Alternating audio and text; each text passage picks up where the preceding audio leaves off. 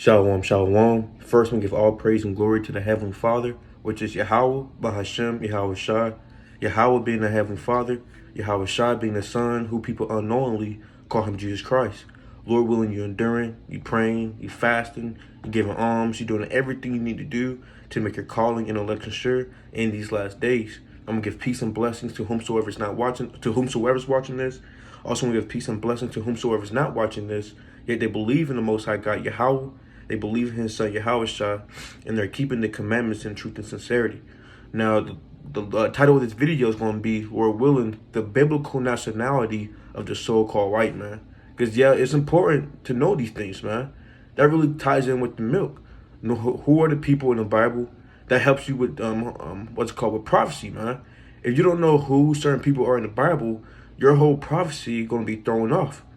You know, Revelation 19, I believe, verse 10, you know, the testimony of Yahweh Shai is the spirit of prophecy, man.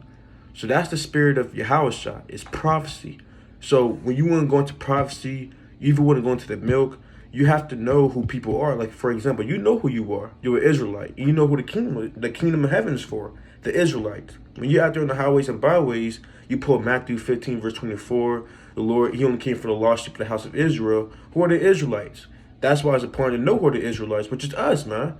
If the Lord only came for one group of people, you would want to know who the Israelites are.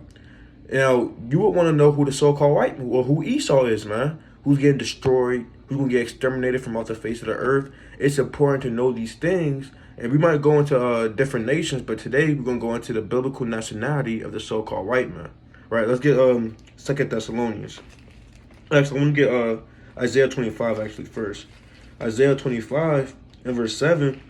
And it reads, and he would destroy in this mountain the face of the covering cast over all people, and the veil that is spread over all nations, man. So this veil, when you have a veil on, you can't see. So this veil is cast over all the nations that they can't see.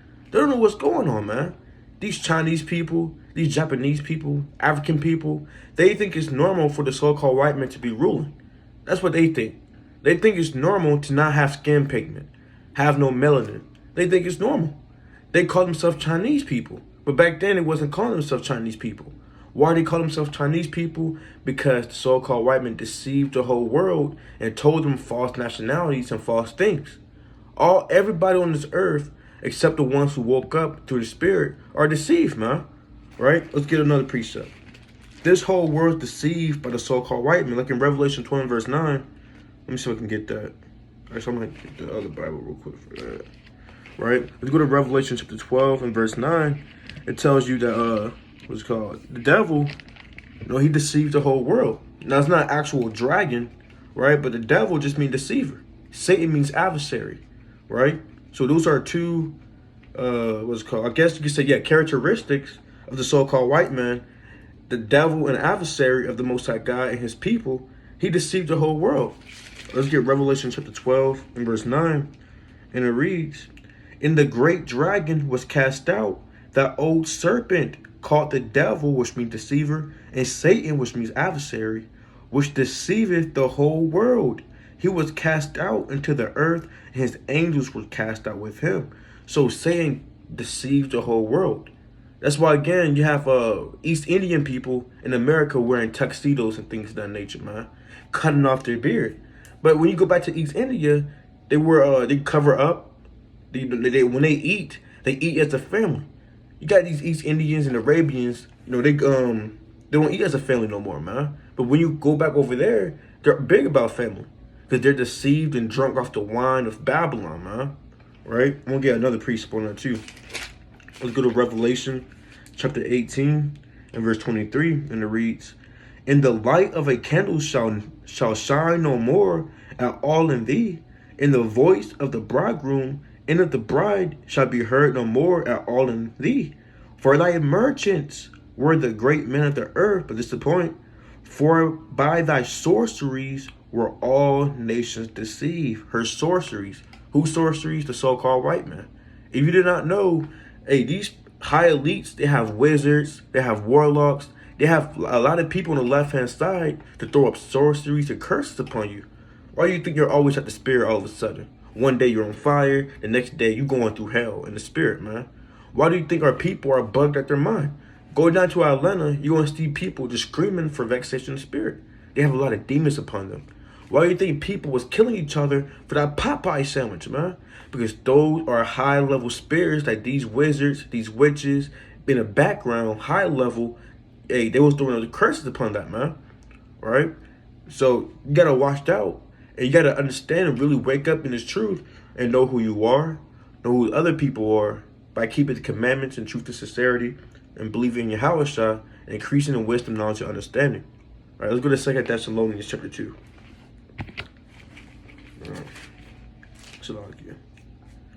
This book of 2 Thessalonians chapter 2 and verse 3.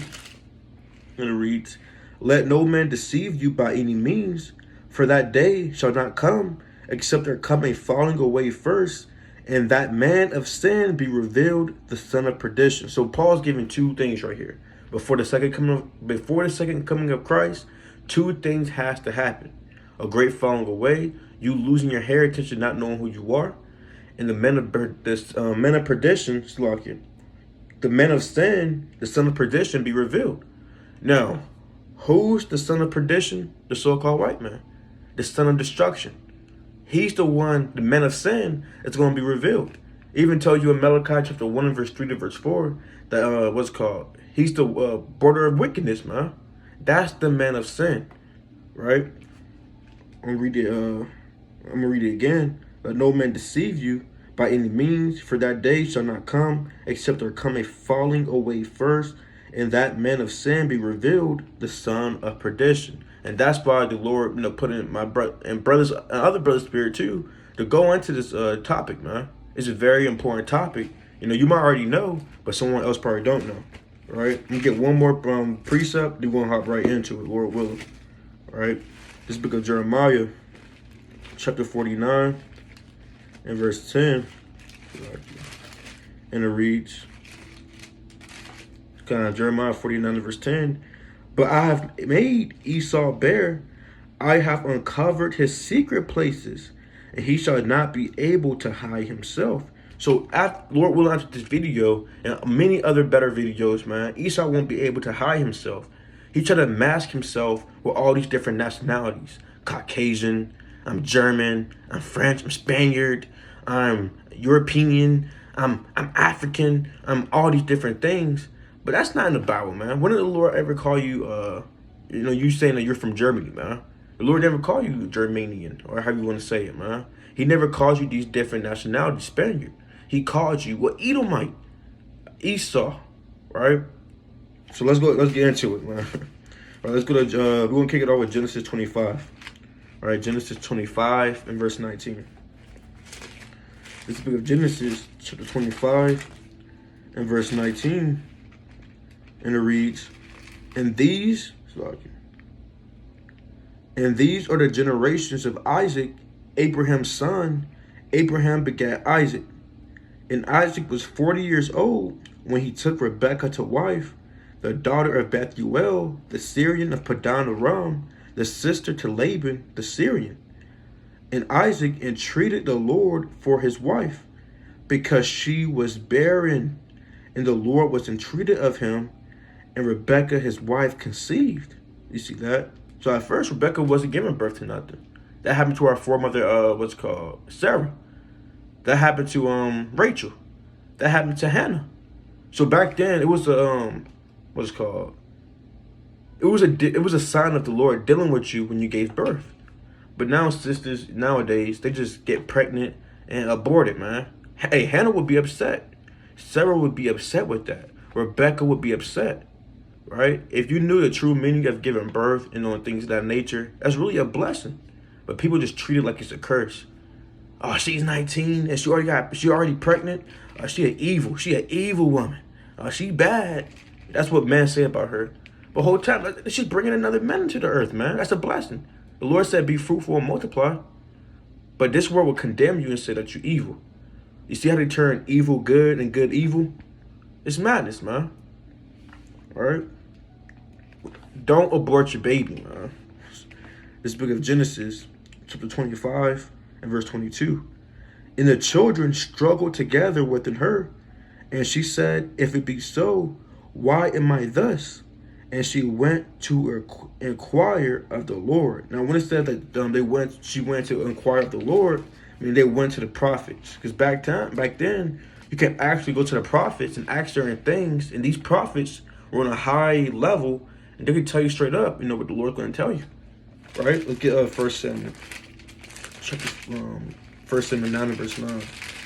This book of 1 Samuel, chapter 9, and verse 9, and it reads, before a time in Israel, when a man went to inquire of God, thus he spake, come, and let us go to the seer, for he that is now called a prophet was before a time called a seer. So anytime they had to inquire of the Most High God, they said, hey, let's go to the prophet, let's go to the seer, and see what he's going to say, man. All right? That's why a lot of people, they go to the prophets, like to Elijah, especially to Samuel, right? These men were on high spiritual levels, man. Even Yahushua is called a prophet, But let's go back to Genesis chapter 25. I'm going to read verse 23. And it reads, and the Lord said unto her, 2 nations are in thy womb, and 2 manner of people shall be separated from thy bowels. It says 2 nations, not just 2 brothers. It said 2 nations, 2 different nations, man. The same way how the so-called Chinese man, he's a nation. The Japanese man, he's a whole different nation. Same thing with this. There's 2 nations in one womb. Right? And it shall be separated from thy bowels. The one people shall be stronger, Jacob, than the other people, Esau. And the elder, Esau, shall serve the younger, Jacob. And when her days to be delivered were fulfilled, behold, there were twins in her womb. And the first came out red all over like an hairy garment, and they called his name Esau. Now, when you read verse 25, it's describing the birth of Esau. It said he came out red all over. But when you read there's no explanations of another's birth in the Bible except really Esau's, man. Because it's normal for you to have skin pigment. But when it says red all over, Esau came out the womb with no skin pigment, with no melanin, man. And that's out the ordinary. That's weird, man. Right? That's abnormal. Right? That's why his name is called Esau, which means he wasted he, because his melanin was wasted. He came out with no melanin. So if you want to be technical, he's not really a so-called white. I mean, he's not really white, but he's really red. Different shades of red. That's why it tells you it first came out red all over like an hairy garment, and they called his name Esau. Because when Isaac saw him, he called him Esau, which means he wasted, man. Right? But when you read about the birth of Jacob, it don't go into how he was born or how he looked when he was born, because Jacob had melanin, right? Let's get a few examples on what's called no melanin, man. Because really no melanin is really just leprosy, a form of leprosy. That's all it is. But let's prove that real quick. First, I'm going to go to Leviticus 13. You have different plagues of leprosy. You have the leprosy, plague of the garment, of the house, right? Of the skin. You have a clean leprosy, unclean leprosy. You have different ones. So let's see what the so-called white man has. All right, let's put Leviticus. First, I'm going to get this real quick. Leviticus 15. Leviticus chapter 14 and verse 54. And it reads, this is the law for all manner of plague of leprosy and scald, and for the leprosy of a garment, and of a house, and for a rising, and for a scab, and for a bright spot, to teach when it is unclean and when it is clean. This is the law of leprosy. So you got different plagues of leprosy, man. So let's see what the so-called white man has. This is the book of Leviticus, chapter 13. They tell you that leprosy is you get it from armadillos. It's a disease. Nah, man, leprosy is in the Bible, right? It's Leviticus chapter 13 and verse 12.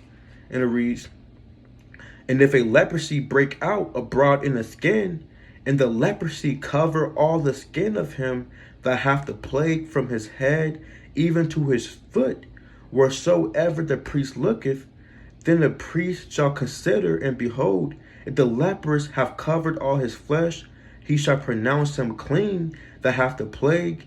It is all turned white. He is clean. So from your head all the way down to your foot, to your toe, that leprosy, it just turns white. You have no melanin. That's clean leprosy right there. So Esau has a form of clean leprosy that the Lord plagued him with, man. Right? And that's nothing new when the Lord plays somebody with leprosy. Because let's get some examples real quick. Right, let's go to Exodus chapter 4. Let's look at Exodus chapter 4 and verse 6. And the Lord said furthermore unto him, put now thy hand into thy bosom. And he put his hand into his bosom. So Moses, he put his hand to his bosom. Right? He's speaking with the Lord. Behold, his hand was leprous as snow. Right? So when he took the hands out, his hand was leprous as snow. Meaning it was white. It had no melanin. And he said, put thy hand into thy bosom again. And he put his hand into his bosom again.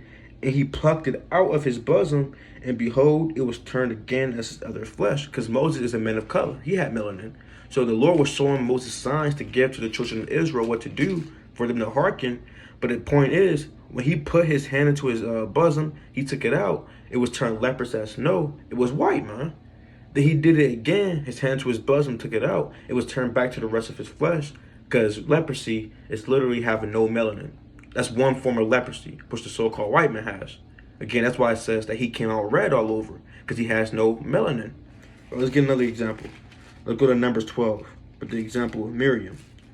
Right? Because the Lord smote Miriam with leprosy.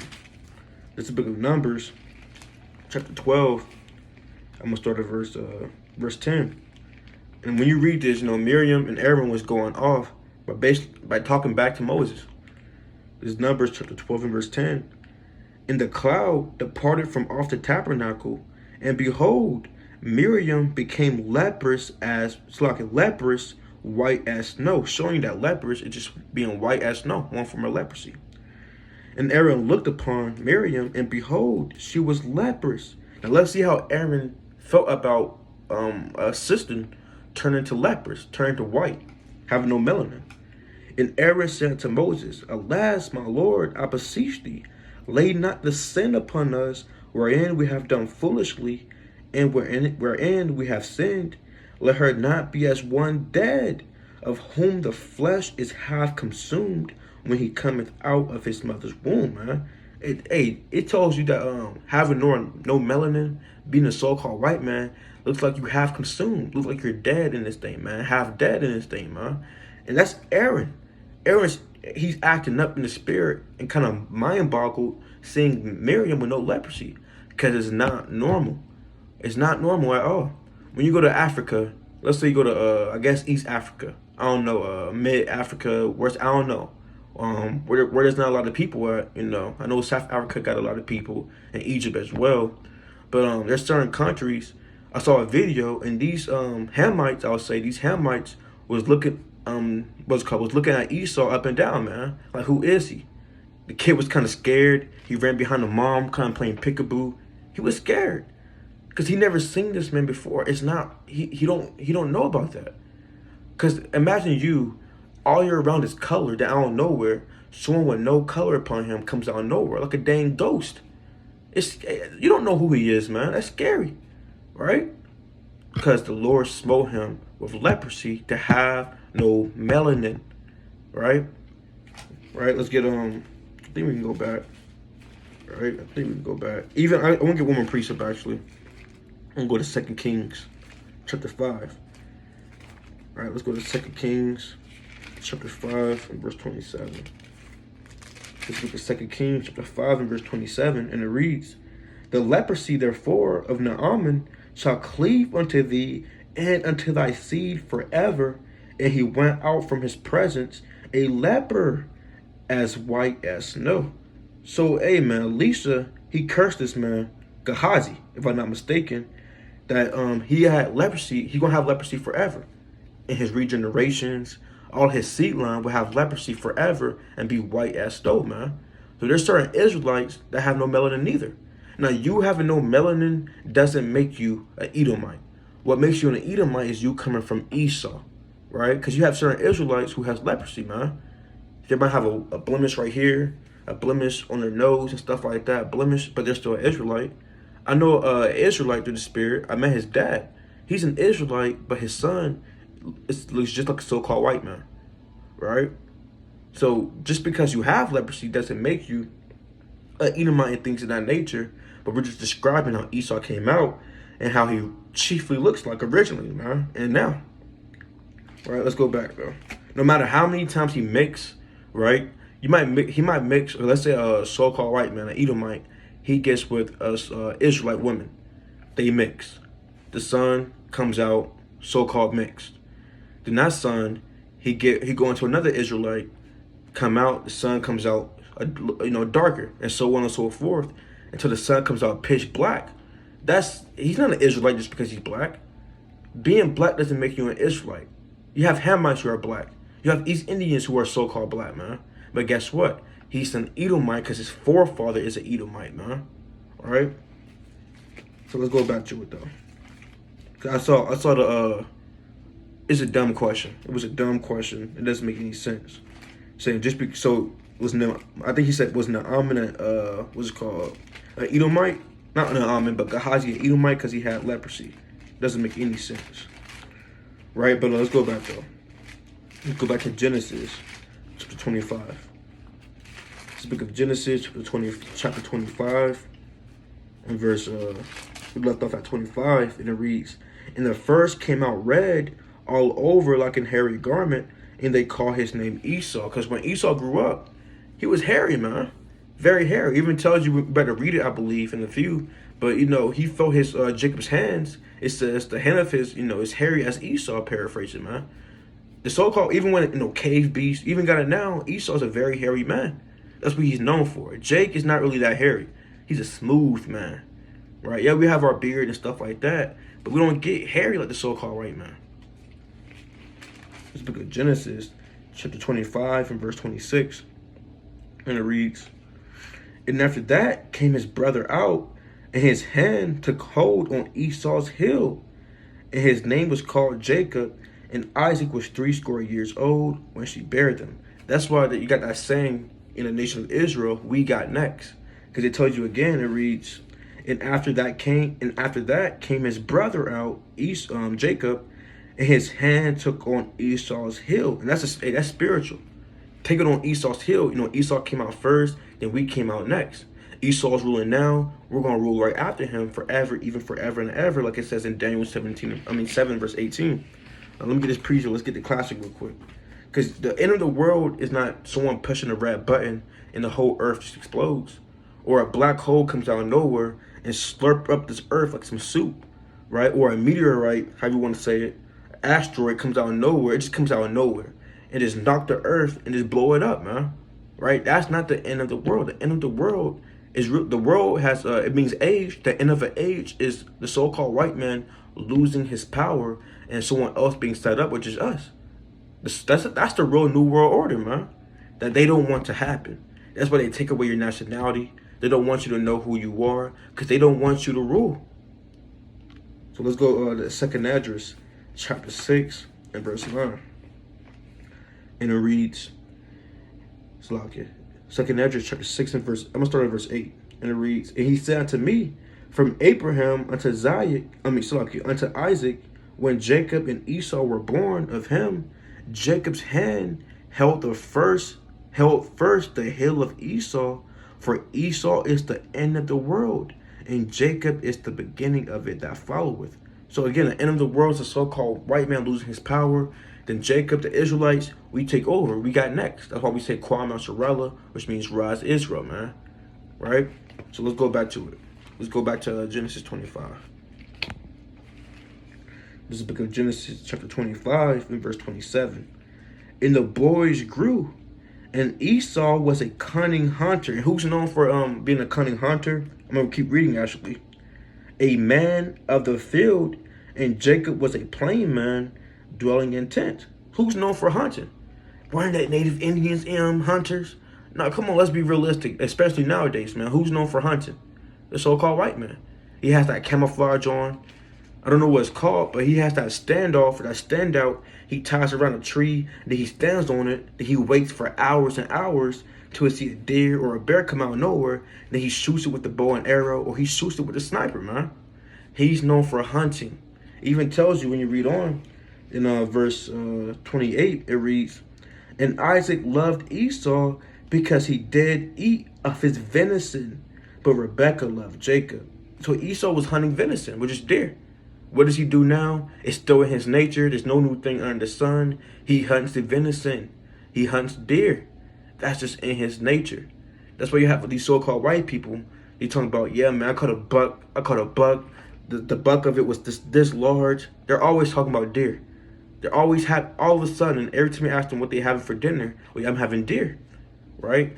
That's their passion, man. They're always going hunting in the season, right? And things of that nature, man. You go into the house, you might go into the basement. They have that deer head on the wall. You can't miss it. You're just walking down in their house. The deer head, I have three of them. One upstairs, one on the middle ground, and one in the basement. Right? They can't help it, man. It's in their nature to hunt deer. Right? I just want to get this too. Let's go to Genesis 27. Genesis 27. Let me see where I want to start at. What I got on here. Genesis 27. Slovakia. We could probably start at 30. Yep, we can start at 30 through the Spirit. This is the book of Genesis, chapter 27, and verse 30. And it reads, "And it came to pass, as soon as Isaac had made an end of blessing Jacob, and Jacob was yet scarce gone out from the presence of Isaac his father, that Esau his brother came in from his hunting." So after, Jacob finessed the birthright, or finessed the blessing, right when he dipped out, Esau came in. He just got done hunting. Hunting what? Hunting deer. All right. Verse 31. "And he also had made savory meat, and brought it unto his father, and said unto his father, Let my father arise, and eat of his son's venison, that thy soul may bless me." To show you that he just got done hunting the deer to feed his father, to feed his dad. Verse 32. "And Isaac his father said unto him, Who art thou? And he said, I am thy son, thy firstborn Esau. And Isaac trembled very exceedingly, and said, Who? Where is he that hath taken venison, and brought it me?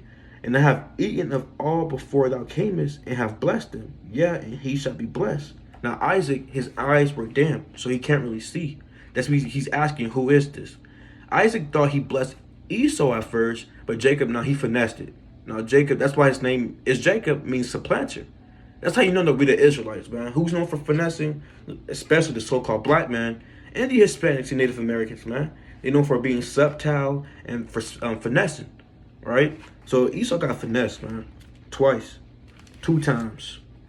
So this Genesis chapter 27 and verse 34, and it reads, "And when Esau heard the words of his father, he cried with a great and exceeding bitter cry, and said unto his father, Bless me, even me also, O my father. And he said, Thy brother came with subtlety, and have taken away thy blessing." And that's our forefathers, man. David, he moved with subtlety. Moses, he moved with subtlety, man. Even Yahushua himself moved with subtlety. Who did they get that from? From Jacob, man. Really from Abraham, man. Who did Abraham get it from? Who did Abraham get it from? From his forefathers. So that's in our spirit, to be subtle on the right-hand side. Not on the left hand, but on the right-hand side, man. Hey, Abraham, he pulled an act. He said, hey, don't tell them that you're my wife. You're really my sister. I ought to get that account.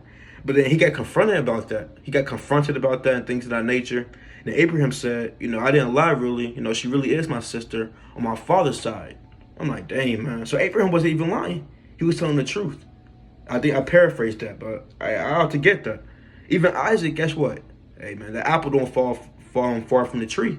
Isaac pulled the same exact move. Who told him that? Who taught him that? Abraham, his father, man. His dad. He taught him that. How did Jacob know how to move, man? Well, let's be real. From his father, Isaac, and Rebekah, man. Rebekah was on the same type of time. So, yeah, man. All right? So, this is Genesis 27, and verse 36. And it reads, I'll start verse 35 again. And it reads, And he said, Thy brother came with subtlety, and have taken away thy blessing. And he said, is not he rightly named Jacob?